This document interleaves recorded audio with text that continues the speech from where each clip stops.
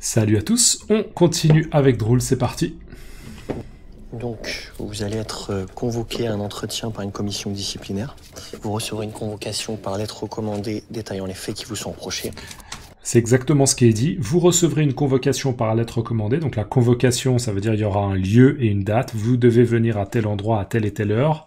Par lettre recommandée, une lettre recommandée, c'est une lettre qui a en fait un numéro de suivi. On peut vérifier que la lettre a en effet été postée à une certaine date, etc. Souvent, c'est utilisé pour justement les amendes, les convocations importantes. C'est ce qu'on appelle un courrier recommandé ou une lettre recommandée.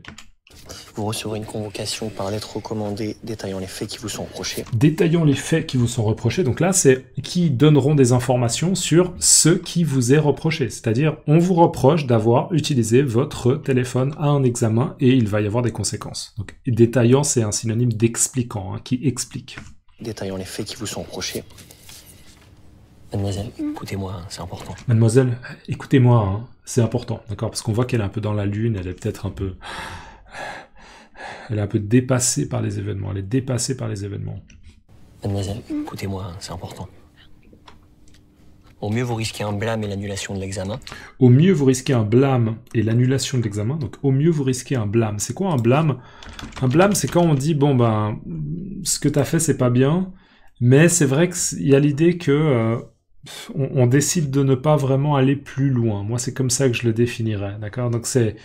Ok, on reconnaît qu'à un moment vous avez fait quelque chose de mal, mais il n'y a pas forcément énormément de conséquences. Donc au mieux, vous risquez un blâme et l'annulation de l'examen. Donc ce serait juste, voilà, vous avez un blâme dans votre dossier, on se souvient qu'en telle et telle année vous avez fait quelque chose de mal, et bien sûr l'examen il ne compte pas. Un blâme. Un blâme c'est une remarque officielle ou reproche adressé à quelqu'un pour une faute ou un mauvais comportement. Voilà, mais il n'y a pas forcément de conséquences. Au mieux, vous risquez un blâme et l'annulation de l'examen. Et juste au mieux, c'est on est en train d'imaginer le meilleur scénario. Au mieux, vous risquez un blâme et l'annulation de l'examen. Mais au pire, l'interdiction de passer tout examen au concours pendant 5 ans. Mais au pire, l'interdiction de passer tout examen pendant 5 ans. D'accord? Donc le pire des scénarios, ça veut dire qu'elle ne peut pas passer d'examen pendant 5 ans. Donc en gros, ses études universitaires, c'est mort. D'accord? Elle peut oublier. Voilà. Ce qui est intéressant, c'est il se base sur quoi? Parce que pour moi, il n'y a pas de doute. Elle utilisait son téléphone, le mec l'a vu. Donc sur quoi il se base? C'est assez particulier, mais encore une fois... Mais au pire, l'interdiction de passer tout examen au concours pendant 5 ans. Mais au pire, l'interdiction de passer tout examen... De passer tout examen au concours pendant 5 ans. Au concours pendant 5 ans. Mais au pire, l'interdiction de passer tout examen au concours pendant 5 ans. Donc vous pouvez bien sûr dès à présent faire appel à... La thébaïde. Donc vous pouvez bien sûr dès à présent faire appel à... Donc vous pouvez bien sûr dès à présent faire appel. Donc vous pouvez bien sûr dès à présent faire appel à... Donc vous pouvez bien sûr dès à présent faire appel. Donc vous avez la possibilité, dès maintenant, vous pouvez le faire maintenant tout de suite si vous voulez, bien sûr c'est une évidence, faire appel. Et faire appel ça veut dire vous opposer à cette décision. Donc vous pouvez bien sûr dès à présent faire appel à... La thébaïde. Et là, je pense qu'elle bug, en fait. Elle avait ce trou de mémoire, d'accord? Et elle vient de se souvenir, la thébaïde. J'imagine que la thébaïde, c'est ce tableau, c'est cette œuvre d'art. J'imagine. C'était la thébaïde. Elle est un peu perchée, quand même, Apolline. Elle est un peu déconnectée de la réalité, quoi.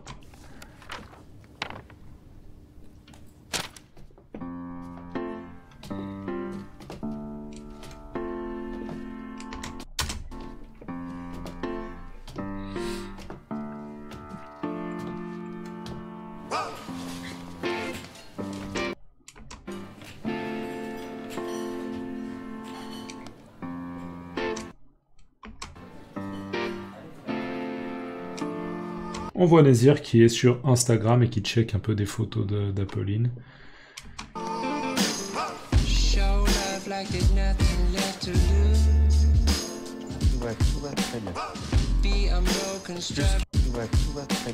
Tout va très bien. Là, il y a quelqu'un qui dit tout va très bien.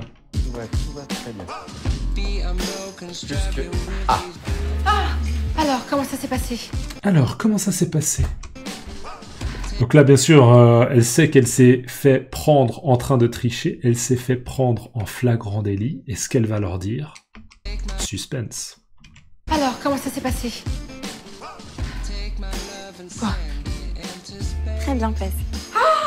Et elle décide de mentir. Ça s'est très bien passé. Super, génial. J'en ai des sûrs. Eh oui, le talent se transmet de mère en fille. Hein, Y a pas de secret. Bon, en même temps, ça fait 7 ans que... Ok, pas mal. J'en ai des sûrs. Ah, j'en étais sûr. Donc la mère, elle en était sûre. Elle pensait clairement que sa fille allait réussir. Bah ouais. Eh oui. Mais oui, le père qui dit, mais oui, on n'avait pas de doute, on en était sûr. J'en ai des sûrs. Eh oui. Il dit, ah mais voilà, mais oui. J'en ai des sûrs. Eh oui, le talent se transmet de mère en fille. Le talent se transmet de mère en fille. Donc ce qu'on comprend visiblement, c'est que la mère d'Apolline, elle a aussi une formation dans le domaine de l'art et elle a eu beaucoup de succès, ou peut-être qu'elle a passé des examens et qu'elle les a réussi. D'accord? Le talent se transmet de la mère d'Apolline à Apolline. Et on entend que, bien sûr, champagne. Le talent se transmet de mère en fille. Hein, Y a pas de secret. Bon, en même temps, ça fait 7 ans que... Il n'y a pas de secret. Bon, en même temps, ça fait 7 ans que blabla. Je sais pas exactement ce que la mère dit. Peut-être qu'elle dit que ça fait 7 ans qu'elle travaille pas. Je sais pas. Mais ouais, c'est pas très important. Allez, on continue.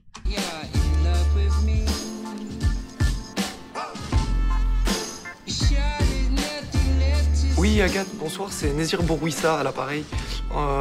Voilà, je vous appelle rapidement parce que vous êtes venu me voir jouer, enfin vous m'avez vu jouer en tout cas au drôle la semaine dernière. Et je sais que vous recherchez un auteur pour l'émission Ce soir on parle. Je suis intéressé. Voilà, je vous appelle. Oui, Agathe, bonsoir, c'est Nézir Bourouissa à l'appareil. Oui, Agathe, bonsoir, c'est Nézir Bourouissa à l'appareil. Donc là, Nézir, il passe un appel. Alors, c'est pas un appel à Apolline, il dit, il s'adresse à Agathe et il dit, voilà, je m'appelle Nézir Bourouissa à l'appareil. Voilà, je suis à l'appareil, je suis au téléphone, hein. Je vous appelle rapidement parce que vous êtes venu me voir jouer. Donc, vous êtes venu me voir jouer au drôle, d'accord? C'était une personne qui venait au drôle. J'imagine que c'est une personne qui venait pour faire du repérage, ce qu'on appelle du repérage. C'est-à-dire, on vient voir des artistes et on se dit, ah, lui, il est fort. Ah, lui, il est fort. Lui, il est fort. D'accord? Donc, ils ont vu, enfin, cette fille, elle a vu jouer Nézir au drôle. Vous êtes venu me voir jouer, enfin, vous m'avez... Vous êtes venu me voir jouer. Vous êtes venu me voir jouer, enfin vous m'avez vu jouer en tout cas au drôle. Enfin, vous m'avez vu jouer au drôle la semaine dernière. Là, c'est comme s'il rectifiait, il disait vous êtes venu me voir jouer, et après il corrige, il rectifie, il dit enfin peut-être que votre intention première c'était pas forcément de venir me voir moi, mais comme vous êtes venu à un moment où j'étais présent, peut-être que vous m'avez vu aussi. Vous voyez, donc c'est un peu comme si il veut pas paraître trop arrogant. C'est assez intéressant ce qu'il dit. Vous êtes venu me voir jouer, enfin vous m'avez vu jouer en tout cas au drôle la semaine dernière, et je sais que vous recherchez un auteur pour l'émission Ce soir on parle. Et je sais que vous cherchez... Et je sais que vous recherchez un auteur pour l'émission Ce soir on Et parle. je sais que vous recherchez un auteur pour l'émission Ce soir on parle, d'accord? Donc là, je sais pas exactement, mais si j'ai bien compris, Nézir, il est en train d'appeler la même personne qui a plus ou moins recruté Bling pour que Bling donne des idées de blagues, d'accord? Pour qu'il donne des idées de blagues pour une émission. Et du coup, en fait, à la base, on sait très bien que c'était pas Bling qui donnait ses idées, c'était Nézir qui faisait le travail pour lui. Et Nézir, il se dit, mais en fait, moi, je pourrais faire ce job, d'accord?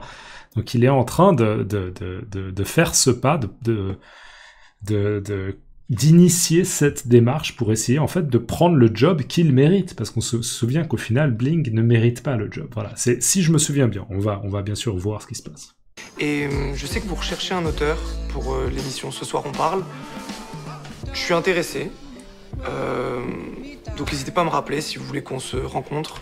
Donc je suis intéressé, c'est un travail qui m'intéresse, et donc s'il vous plaît, n'hésitez pas à me rappeler si vous voulez qu'on ait un entretien. Donc n'hésitez pas à me rappeler si vous voulez qu'on se rencontre. Tu sais qu'elle a eu Pasquier en Pasquier, c'est une sommité. Ah oui.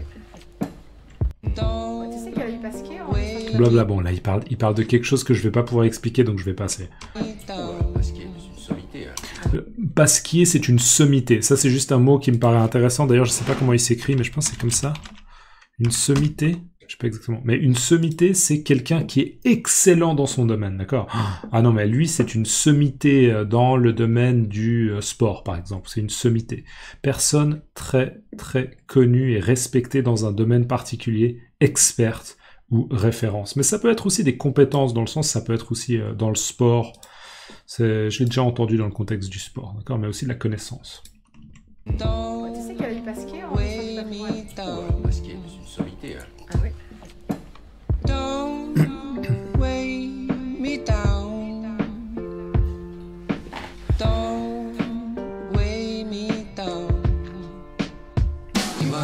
On est à la fin de l'épisode.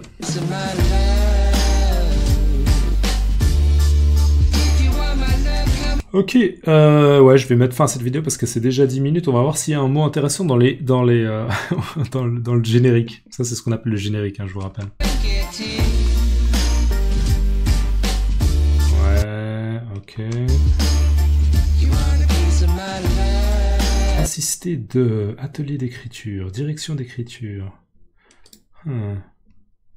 Consultation stand-up, Marina Rollman, Mathilde de Caron, Marina Rollman, Jason Brokers. Alors là, si jamais Marina Rollman, c'est une humoriste que je trouve très très douée, si vous voulez regarder un peu dans YouTube, c'est une francophone, hein, elle fait de l'humour, elle est francophone, et moi je la trouve très très très très forte. Donc voilà, mettez-moi Marina Rollman dans les commentaires, et puis n'hésitez pas à aller regarder un peu ce qu'elle fait sur YouTube. Si vous comprenez bien Marina Rollman, je pense que c'est déjà que vous avez un bon niveau de français, donc ça peut être intéressant pour tester. Mais voilà, Jason Brokers et Mathilde Caron, j'admets que je les connais pas. Voilà, mais c'est des gens qui ont été consultés pour essayer un peu d'alimenter cette série pour qu'elle soit drôle, d'accord? Donc ils ont donné des idées. Allez, avant de partir, n'oubliez pas de laisser un like si vous pouvez. Vous pouvez mettre Marina Rollman dans les commentaires, ou vous pouvez juste me mettre un commentaire avec salut, ou bien c'est pas très important, c'est bien pour l'algorithme. À plus, ciao!